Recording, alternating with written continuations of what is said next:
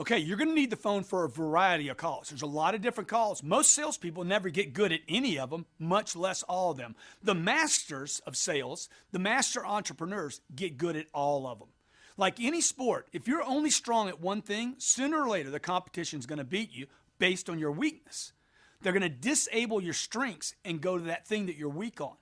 In the game of sales, if you want to hit on all cylinders and really, really maximize your horsepower and the opportunity, you have to get good at all the calls. So let's go over them. Again, early chapters, we're just getting your awareness up, and then we're going to start digging in deeper to the actual calls.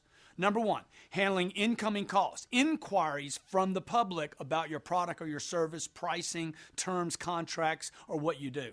Probably they saw you, your product somewhere, or they heard about you, saw an ad, saw something on the internet, or was shopping a competitor, and they picked up the phone. The goal in this call is to give enough information to have the client come to you or create an opportunity where you can go to them, okay? Now that's different than what you've been taught. Typically you're taught on this call, oh, get a name and number, that's the goal. That's not the goal here. It's how much information can I give them that they'll want to actually come to me, and we're going to explain that, okay? I'm going to take you to a completely different level on incoming calls that you've ever been exposed to. Number two, calling back showroom traffic, or people that have shopped you or you've done proposals with.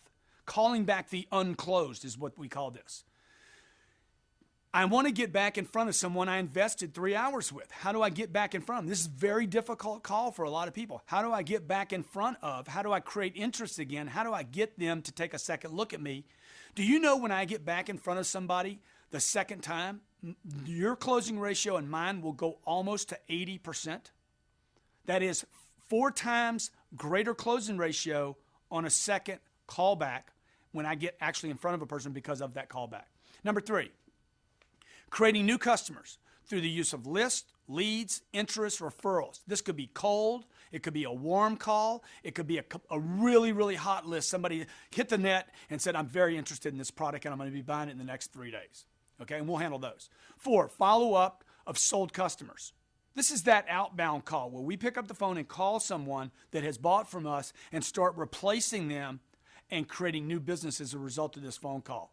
It's a customer satisfaction call, but we want to drive new business. Those are the four types of calls. We're going to focus on each of them. We're going to make you great at all of them. You'll master and have phone power.